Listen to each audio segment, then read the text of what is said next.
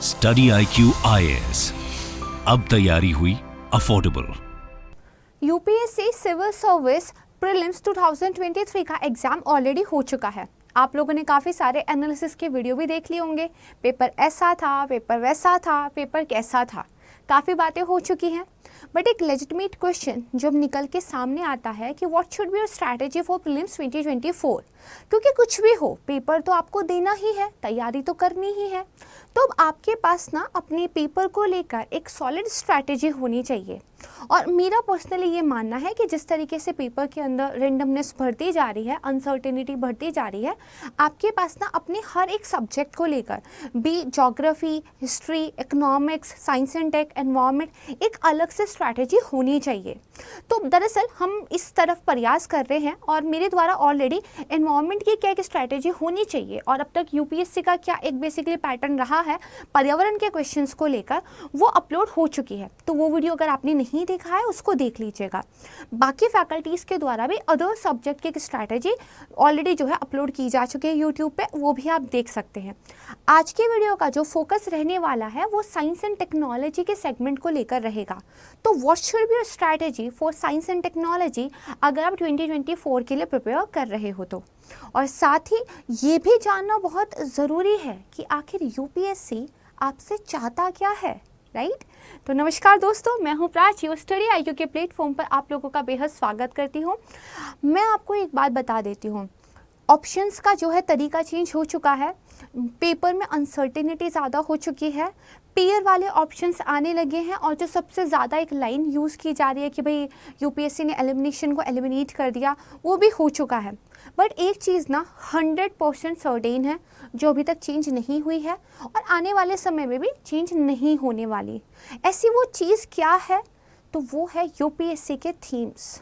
अगर आप previous year question papers को एनालाइज करोगे तो यू विल रियलाइज़ कि यूपीएससी के ना कुछ थीम्स हैं जिन पे क्वेश्चंस आते हैं और न सिर्फ आते हैं बल्कि बार बार रिपीट होते हैं। और ये थीम हर सब्जेक्ट के अंदर है। जैसे मैंने एनवायरनमेंट की वीडियो में भी आपको कुछ सर्टेन थीम्स बताए थे जहाँ से क्वेश्चन हर बार आया है, राइट है। तो इसी तरीके से पहले वीडियो का जो सेगमेंट रहेगा उसमें हम उन थीम्स को आइडेंटिफाई करेंगे। हम देखेंगे कि आखिर पेपर आता कहाँ से है, राइट है, वो कौन से टॉपिक्स हैं या वो कौन से बेसिकली एरिया हैं जो यूपीएससी के लिए ज़्यादा इम्पॉर्टेंट हैं, जहाँ से यूपीएससी का प्रेम दिखाई देता है। और जहाँ पे यूपीएससी का प्रेम है वहाँ पर जो है आपको पढ़ाई करनी होगी। तो अदर सेगमेंट में हम एक स्ट्रैटेजी की बात करेंगे। तो आइए शुरुआत करते हैं बिना किसी देरी के अपनी वीडियो की। तो जिन लोगों ने भी साइंस एंड टेक के अंदर डी को एक गोल्डन टिकट माना हुआ था, उनको इस बार एक बात तो पता चल गई होगी कि भाई डी जो है मुश्किल से मुश्किल 2 क्वेश्चन मुझे याद आते हैं जो इस बार के पेपर में एक सही आंसर था। तो ये एक रिएक्शन जो है उन लोगों का रहा होगा। तो डी वाली कहानी तो खैर यूपीएससी ने ख़त्म कर दी, अच्छी बात है, राइट है। तो आइए अब देखते हैं कि 2019-20 के टाइम पे क्या एक ट्रेंड था और अब 2023 का जो पेपर था क्या वो उस पैटर्न पे ही था या बिल्कुल एकदम अलग हट के आया था, एंड देन उसके बाद क्या हमें जो है बेसिकली सीखने को मिला है। शुरुआत करते हैं।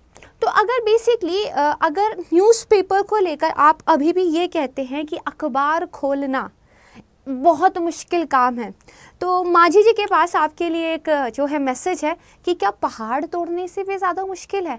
तो अगर science and technology, environment, economics, in subjects को बेसिकली समझना है कि पेपर कहाँ से आएगा, तो प्लीज़ एक हैबिट बना लीजिए न्यूज़पेपर को रीड करने की। चाणक्य नीति ये कहती है कि वत्स, क्या कभी खुद की आंखों से पेपर खोल के देखा है, या फिर वो इतने सारे जो एनालिसिस वाले वीडियो आते हैं बस उन्हीं से काम चल रहा है, या वो भी नहीं देखते हो? तो देखो, सबसे पहली बात और सबसे ज़रूरी बात यही है, प्लीज़ न्यूज़पेपर खुद से पढ़ें। एनालिसिस वाले वीडियो देखने हैं, अच्छी बात है, देख लीजिए, पेपर समझना आसान हो जाता है। स्टार्टिंग में थोड़ी सी मुश्किल होती है सिलेबस के साथ एक लिंकेज बनाने में, वो फैकल्टी आपको सिखा देते हैं, बट अपनी आँखों से पेपर खोल के देखना है, यही रहस्य है, चाणक्य नीति यही कहती है। तो चलिए इस पर एक बार फिर से आएंगे, लेकिन फिलहाल बात करते हैं यूपीएससी का जो बेसिकली सीएससी प्रीलिम्स 2019 वाला पेपर था। अगर आप देखोगे मल्टी ड्रग रेजिस्टेंस पर एक क्वेश्चन था, इसके अलावा वायरस स्प्रेम जो है काफ़ी देखने को मिला था, तो हेपेटाइटिस बी वायरस पे क्वेश्चन था।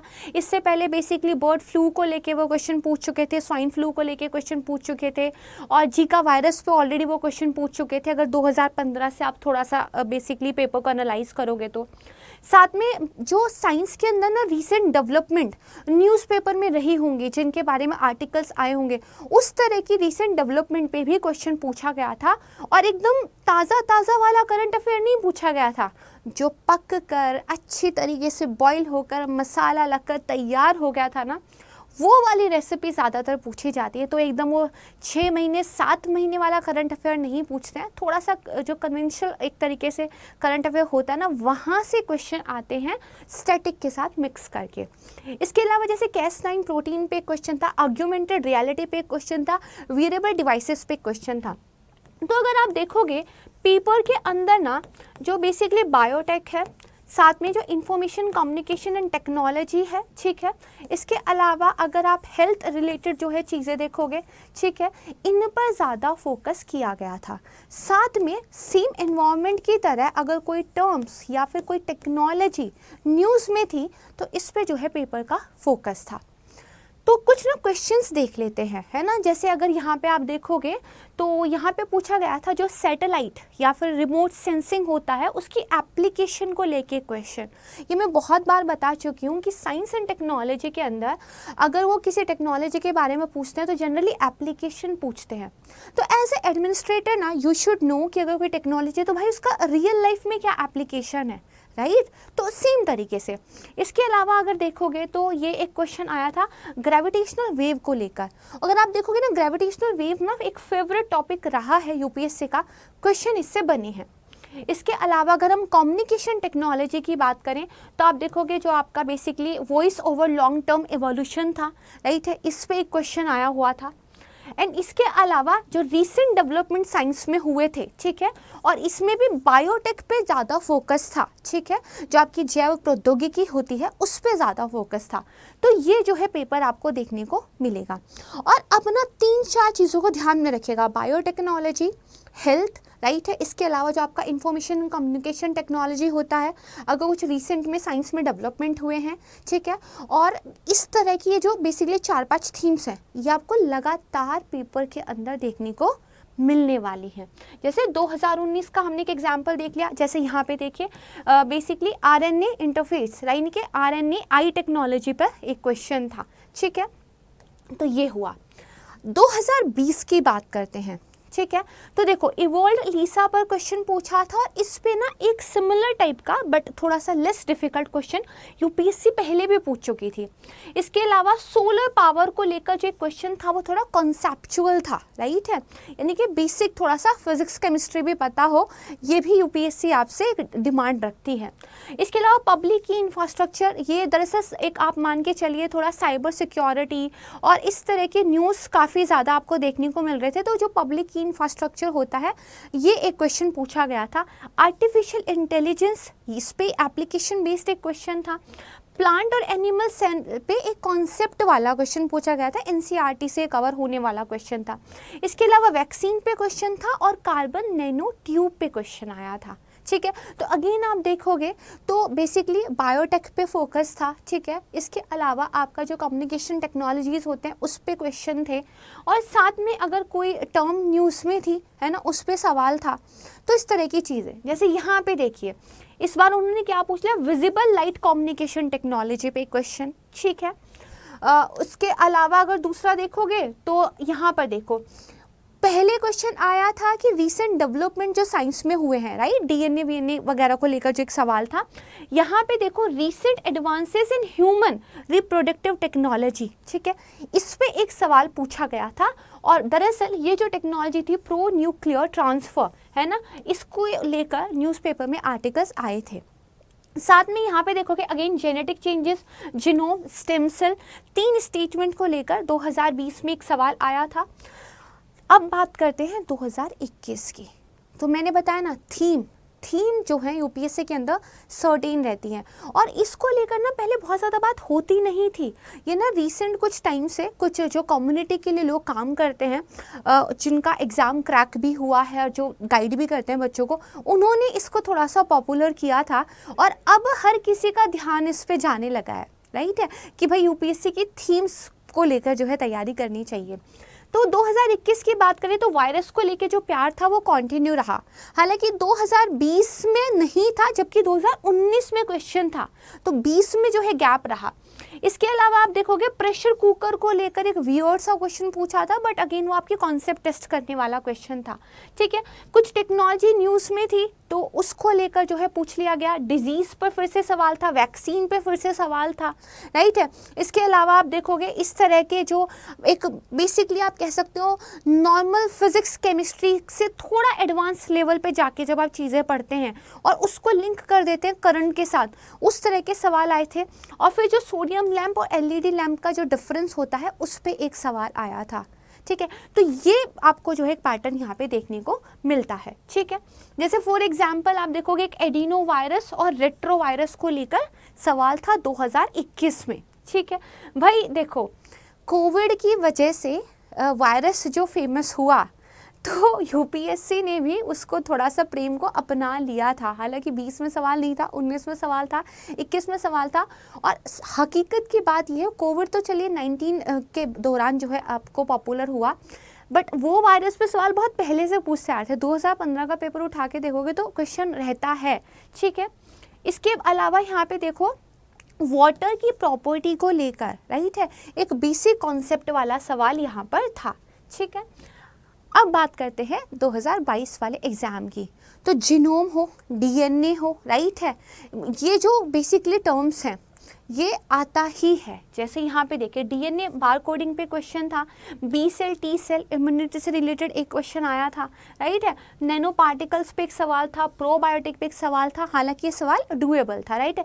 बायोफिल्म पे एक सवाल था, कम्युनिकेशन टेक्नोलॉजी पे सवाल था। अगर टर्म्स इन न्यूज़ की बात करें तो बेसिकली एक बॉम्बार्डमेंट सिस्टम जो था इसको लेके क्वेश्चन आया था। एंड देन इसके अलावा आप देखोगे जो सॉफ्टवेयर एज अ सर्विस है और जो ओपन सोर्स डिजिटल प्लेटफॉर्म है, ये कुछ डिजिटल जो टेक्नोलॉजीज़ हैं इन पे सवाल आया था। और देखिए यहाँ पे वेब 3 पे उन्होंने क्वेश्चन पूछा था जो कि एक्सपेक्टेड था, लगभग जहाँ पे भी अच्छे तरीके से करंट अफेयर कवर कराया होगा एनी प्लेटफॉर्म उसने कवर किया होगा, क्योंकि 2018 में उस टाइम पे जब इंटरनेट ऑफ थिंग पॉपुलर था तो उन्होंने इंटरनेट ऑफ थिंग पे क्वेश्चन पूछा था। तो इस टाइम पे ना वेब 3.0 को लेकर काफ़ी ज़्यादा जो है बेसिकली आर्टिकल्स आए थे, तो एक एक्सपेक्टेड सवाल था, राइट है। तो जैसे आप देखोगे सोलर स्टॉर्म को लेकर एक सवाल पूछा था, 7 ऑप्शन यहाँ पे जो है यूपीएससी ने दिए थे, ठीक है। तो एक लेंदी क्वेश्चन इसको कहा जा सकता है। वैक्सीन को लेकर अगेन एक क्वेश्चन था जो कि एक्सपेक्टेड था, क्योंकि 19-20 से लगातार ये चीज़ न्यूज़ में थी, ठीक है। तो ये बेसिकली अगर आप देखोगे सिमिलर चीज़ मैं रिपीट करने वाली हूँ कि बायोटेक जो है ना वो इम्पॉर्टेंट है, और ख़ासकर देखिए जब कोविड आके चला गया, राइट, हालांकि कुछ कंट्रीज़ में तो अभी भी है, वो मानते नहीं है, ठीक है। तो ह्यूमन हेल्थ पे ना ज़्यादा एम्फेसिस हुआ है, ठीक है। और आप सोचिए जब कल को आपका एग्ज़ाम निकल जाएगा और आप बेसिकली एक एडमिनिस्ट्रेटर के रूप में काम कर रहे होंगे तो पब्लिक हेल्थ आपकी एक प्रायोरिटी होगी, राइट है। तो उसके बारे में आपकी कितनी अंडरस्टैंडिंग है ना। जब आप एक ज़िले में काम कर रहे होंगे तो किसी टेक्नोलॉजी को लेकर आप कितनी समझ रखते हैं और उसकी एप्लीकेशंस को आप बेसिकली एक पब्लिक गुड के लिए कैसे यूज़ कर सकते हो, ये थोड़ा सा ध्यान में रखे ना, पढ़ना ज़रूरी है क्योंकि ये आपकी ड्यूटी होने वाली है। तो पब्लिक हेल्थ बायोटेक ये फोकस में है यूपीएससी के, तो हम क्यों इसको अवॉइड करेंगे, इसको पढ़ के रखना चाहिए, राइट है। तो यहाँ पे देखिए दरअसल बात करते हैं कि पेपर अगर साइंस एंड टेक के सेगमेंट वाले बेसिकली पोर्शन को फोकस रख के मैं बताऊं तो इजी टू मॉडरेट सवाल थे। सिर्फ 2 क्वेश्चन ये थे जो थोड़े से डिफ़िकल्ट थे, उसमें से भी एक क्वेश्चन को थोड़ा नाम से निकाला जा सकता था, बट अगेन मैं ये मानती हूँ कि एग्ज़ाम हॉल के बाहर बैठ के कोई बात कहना और एग्ज़ाम हॉल में रह के प्रेशर जिस टाइम पर बहुत ज़्यादा होता है उस टाइम पर कोई बाम करना, कोई बात कहना और कोई काम करना फ़र्क होता है। तो बेसिकली यहाँ पे यही पूछा जा रहा है कि सारे नोट्स भाई हमने अपने खुद के हाथों से बनाए थे, पर ये एरियल मेटाजेनोमिक्स क्वेश्चन ही आया तो आया कहाँ से? तो वो यही कह रहे हैं कि अच्छी बात नहीं है भाई ये, मतलब इतना पढ़ लिया, हिंदू आप कहते हो पढ़ना चाहिए, लोगों ने हिंदू पढ़ा था, ठीक है, संडे का जो बेसिकली स्पेशल वाला उनका एडिशन आता है वो इम्पॉर्टेंट है साइंस एंड टेक्नोलॉजी के, वो भी कवर किया था। स्टिल यहाँ पे एक दो सवाल ऐसे थे जो जनरली कॉमन तरीके से हमने सुने और पढ़े नहीं थे। तो देखिए, कार्बन नैनो ट्यूब पे एक बार वो क्वेश्चन पूछ चुके हैं, इसके अलावा नैनो पार्टिकल्स पे एक बार क्वेश्चन पूछ चुके हैं, बायोफिल्म पे एक बार क्वेश्चन पूछ चुके हैं। सिमिलर पैटर्न पे आप देखोगे तो कार्बन फाइबर पे क्वेश्चन पूछ लिया, ठीक है। तो यस, ये डुएबल क्वेश्चन था। इसके अलावा यहाँ पे देखो, मैंने बताया था वो किसी भी टेक्नोलॉजी के एप्लीकेशंस को लेकर क्वेश्चन पूछते हैं। तो यहाँ पे एज सच मतलब कोई बहुत न्यू टेक्नोलॉजी तो नहीं थी। एक्सेलेरोमीटर जो है उसके फंक्शन को लेकर एक बेसिक क्वेश्चन था, ये भी एक डुएबल क्वेश्चन था, राइट है। फिर अगर बात करें बायोफिल्टर्स को लेकर एक सवाल था, ठीक है। दो स्टेटमेंट इसके आसान थे, एक स्टेटमेंट को लेकर थोड़ा सा कंफ्यूजन एग्जाम हॉल में हो सकता है। देन यस, ये तो बेसिक सवाल है, आप इसको बेसिकली जानते ही होंगे, मतलब इतना तो पता होना चाहिए कि जो स्टार बेसिकली होते हैं उनके हम डिफरेंट कैटेगरीज में जब बात करते हैं, ठीक है, कब वो बेसिकली आप देखो ब्लैक होल में बदल जाते हैं, कब बेसिकली वाइट ड्वार्फ में बदल जाते हैं, तो उसकी पूरी एक स्टेज होती है, राइट। ये काफ़ी इंपॉर्टेंट है, इसको पढ़ते हैं बच्चे, और पढ़ने वाले बच्चों ने ये सवाल किया होगा, राइट है। तो यस, इसके बाद सैटेलाइट नेविगेशन सिस्टम पे क्वेश्चन था, तो ये तो इजी वन था, है ना, ये आप में से अधिकतर सभी लोगों ने सवाल किया होगा। देन बैलिस्टिक मिसाइल और क्रूज मिसाइल, ठीक है। अगर आप देखोगे जनरली पिछले कुछ सालों में डिफेंस या मिलिट्री रिलेटेड चीज़ों से सवाल उतने ज़्यादा नहीं थे, राइट है, तो थोड़ा सा फोकस हटा था। हालांकि एक बार पहले कभी उन्होंने किसी मिसाइल का शायद वेट, लेंथ, मीटर कुछ तो पूछ लिया था, मुझे एग्जैक्टली रिकॉल नहीं आ रहा है, तो उसके बाद लोग बड़ा पढ़ने लग गए थे कि भाई कितना लेंथ होगा, कितना विड्थ होगा, कितना हाइट होगा, कितना वेट होगा। और मुझे याद है मेरे एक सीनियर थे, उन्होंने उस वक्त भी कहा था कि ज़रूरी नहीं है एक बार जो है इस तरह का पूछ लिया तो आगे भी पूछा जाएगा। Recognise the pattern of the UPSC, recognise the theme of the UPSC and then prepare according to it. तो यहाँ पे देखिए बैलिस्टिक मिसाइल, क्रूज मिसाइल को लेके सवाल था, और ये होना चाहिए था सवाल जो है ना, क्योंकि ये तो हम पढ़ते ही आ रहे हैं। यस, फिर दो क्वेश्चन जो थे, एक एरियल मेटाजेनोमिक्स को लेके, मैं इसको मानती हूँ कि ये एक टफ आपको जो है एग्जामिनेशन हॉल में सवाल लगा होगा, बट अगेन अगर आप मेटा को अलग करें, जीनोम को अलग करें और एरियल को अलग कर दें तो हो सकता है कि आंसर तक आप पहुँच जाएं। हालांकि कुछ दो ऑप्शन काफ़ी ज़्यादा क्लोज दिए हुए हैं, तो 50-50 वाला चांस यहाँ पे बनता है। देन इसके बाद देखो माइक्रो सैटेलाइट डीएनए पे क्वेश्चन पूछा हुआ था, तो ये भी इतना आसान सवाल तो नहीं था, इसको एक डिफ़िकल्ट क्वेश्चन में जो है मैं बेसिकली कैटेगराइज करूँगी। और अगर आप देखोगे तो दो क्वेश्चन जो हैं आपके टोटल वो डिफ़िकल्ट कैटेगरी में आते हैं, और बाकी मान लीजिए आपके 6 सवाल जो हैं वो ईजी टू मॉडरेट में आते हैं, ठीक है। जापान वाला क्वेश्चन तो कम्प्लीटली ईजी वन। तो अगर आप देखोगे एनवायरनमेंट, साइंस टेक, एग्रीकल्चर, इनमें 3 चीज़ों को प्लीज़ ध्यान रखना है। पहली बात, यदि कोई टर्म न्यूज़ में है तो इसके बारे में पता होना चाहिए, एटलीस्ट बस इतना पता होना चाहिए व्हाट इज़ इट, एक बेसिक डेफिनेशन क्लियर होनी चाहिए। इसके अलावा अगर इन तीनों चीज़ों से रिलेटेड कोई टेक न्यूज़ में है तो वो भी पता होना चाहिए। टेक के साथ में इसके बारे में जो इसकी एप्लीकेशंस होती हैं ये भी आपको जो है क्लियर होना चाहिए। साथ में क्योंकि आप एक ऐसा एग्ज़ाम दे रहे हो जो ग्रेजुएशन के बाद होता है, तो किसी भी चीज़ को लेकर जो एक फंडामेंटल स्टडी होती है, राइट है, यानी कि किसी भी चीज़ को लेकर जो आपके कॉन्सेप्ट्स होते हैं वो तो यहाँ पे आने ही चाहिए। कई बार अगर आपकी फिज़िक्स, केमिस्ट्री, बायो थोड़ी अच्छे तरीके से प्रिपेयर है, जो एक 12th लेवल तक की होती है, तो बहुत सारे क्वेश्चन में एटलीस्ट ऑप्शंस को समझने में, एलिमिनेट करने में आपको हेल्प मिलती है, राइट। तो यहाँ पे देखो एनसीईआरटी का रोल भले ही डायरेक्ट क्वेश्चंस में नहीं है, बट यस एक फाउंडेशन बनाने में तो एनसीईआरटी का रोल है ना। इसके अलावा बीइंग ऑल सेट, राइट, एक और चीज़ ध्यान रखनी है, हमेशा सारे सवाल करने वाले होते भी नहीं हैं।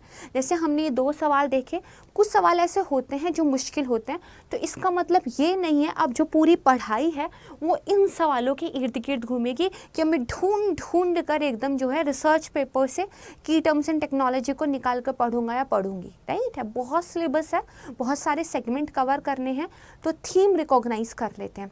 चलिए, तो अब बेसिकली जब हमने मोटा मोटा ये जान लिया कि थीम्स तो सर्टेन हैं, राइट है, कुछ सेगमेंट्स, कुछ टॉपिक्स ऐसे हैं जो यूपीएससी के फेवरेट हैं, जहाँ से सवाल लगातार देखने को मिलते हैं, तो आपकी जो स्ट्रैटेजी होनी चाहिए ना 2024 के लिए, सबसे पहली बात तो चाणक्य नीति पे आ जाइए, न्यूज़पेपर पढ़ना है। और मैं कहती हूँ कि वीडियो देखते हैं कोई बात नहीं है, बट न्यूज़पेपर की सेल्फ स्टडी तो ज़रूर करनी है भाई, अपनी आंखों से पेपर खोल के देखना शुरू कर दो, ठीक है। पर्टिकुलरली साइंस एंड टेक की बात करें तो संडे का जो द हिंदू आता है वो आपको पढ़ना चाहिए। इसके अलावा अगर चाहो तो इंडियन एक्सप्रेस की जो बेसिकली एक्सप्लेन्ड सीरीज़ आती है, ये भी आपको जो है देखते रहना चाहिए। कई बार आर्टिकल अच्छे होते हैं, कई बार आपके एग्ज़ाम के पॉइंट ऑफ व्यू से रिलेवेंट नहीं होते, तो ये आपको थोड़ा सा क्या है अपने बारे में चीज़ों को समझ के ध्यान से जो है करना होगा, राइट है। तो क्या करें, तो केमिस्ट्री, फिजिक्स और बायो की बेसिक कॉन्सेप्ट्स तो आपको आनी चाहिए। यहाँ पे एक्सक्यूज़ नहीं चलेगा कि हम ह्यूमैनिटी के बेसिकली बैकग्राउंड से हैं। अगर आप यूपीएससी की तैयारी कर रहे हो, आपने कहा है कि भाई जनरल स्टडीज़ का पेपर मैं दूंगा, तो जनरल स्टडीज़ में साइंस भी आता है, पढ़ना पड़ेगा, ठीक है। डे टू डे लाइफ की चीज़ों को समझने के लिए जो फंडामेंटल साइंस होती है वो थोड़ी तो आपको तैयार करनी पड़ेगी, अगर अभी नहीं आती है तो, है ना। ये नहीं हो सकता कि साइंस टेक को मैं छोड़ के पढ़ाई कर लूँ, क्योंकि साइंस टेक अगर छोड़ोगे तो एनवायरनमेंट के भी काफ़ी सारे क्वेश्चंस में प्रॉब्लम होगी, ठीक है, एग्रीकल्चर के भी कुछ क्वेश्चंस में प्रॉब्लम होगी, तो उसको पढ़ना है। कैसे पढ़ना है, देखो क्लास 10 to 12 की जो एनसीईआरटी होती है इसको एक बार कवर कर लो, ठीक है, बल्कि जो 11th, राइट, और जो 12th वाली एनसीईआरटी है ये आपको एग्रीकल्चर के क्वेश्चंस को सॉल्व करने में, एनवायरनमेंट के क्वेश्चन को सॉल्व करने में काफ़ी मदद करेगी। और अब तो ना इन तीनों सेक्शन को एक साथ जो है मान के चलो, ठीक है। इसके अलावा बायोटेक पे अब तक सबसे ज़्यादा फोकस रहा है, इसको ऐसे ही प्रिपेयर करना है। स्पेस की बात करें तो अगर कोई मिशन थे स्पेस के, राइट है, उस पर सवाल देखने को मिला है, हालांकि बहुत नंबर ऑफ क्वेश्चंस तो नहीं मिले हैं, बट येस 1 या 2 सवाल आए हैं, ठीक है। इसके अलावा इंफॉर्मेशन एंड कम्युनिकेशन टेक्नोलॉजी पर हमेशा सवाल देखने को मिला ही है, किसी किसी पेपर में तो काफ़ी वेटेज था। पब्लिक हेल्थ पे ध्यान है, ठीक है, खासकर कोविड वाले एरिया से अगर हम देख लें तो, ठीक है। साथ में एनवायरनमेंट, एग्रीकल्चर रिलेटेड कोई भी टर्म्स न्यूज़ में थी, कोई भी टेक्नोलॉजी न्यूज़ में थी, उसको अच्छे से पढ़ लेना है। टर्म्स की डेफिनेशन पता होनी चाहिए, टेक्नोलॉजी की एप्लीकेशन पता होनी चाहिए, और इलेक्ट्रॉनिक्स और आईटी, राइट है, जो बेसिकली इंफॉर्मेशन टेक्नोलॉजी है, डिजिटल टेक्नोलॉजी, इलेक्ट्रॉनिक्स और जो इलेक्ट्रॉनिक गैजेट्स होते हैं, राइट है, जैसे उन्होंने वेयरेबल डिवाइस के बारे में एक सवाल पूछ लिया था, ठीक है, तो पता होना चाहिए, ठीक है। या फिर जैसे वो एक्सीलेटर वाला क्वेश्चन भी था, तो उसमें स्मार्टफोन की डिस्प्ले को लेके सवाल था, राइट है। तो थोड़े अगर आप चीज़ों को तैयार करके रखोगे तो पेपर थोड़ा इजी लगेगा। तो दीज आर दी थीम्स जिन पे आपने ध्यान रखना है। कई बार आपका सवाल आता है कि मैम करंट अफेयर क्या पढ़ें, करंट अफेयर में ये पढ़िए ना, करंट अफेयर में अब इस सब्जेक्ट का पता चल गया, एनवायरनमेंट का मैंने बता दिया, तो पता है ना कि क्या पढ़ना है करंट अफेयर में। अगर यहाँ से अपने फंडामेंटल क्लियर कर लिए, राइट है, और इनको करंट अफेयर से कवर कर लिया, यार मैक्सिमम सवाल हो जाएंगे आपके, ठीक है। मैं कभी नहीं कहूँगी 100% सवाल तो यूपीएससी भी नहीं चाहता कि आप करो, है ना, तब तो फिर 100% कट ऑफ जानी चाहिए थी। यूपीएससी भी बाकी स्टूडेंट के कंपैरिजन में आपने कैसा किया है उसके अकॉर्डिंग ही चेक करता है, वैसे कट ऑफ जाती है।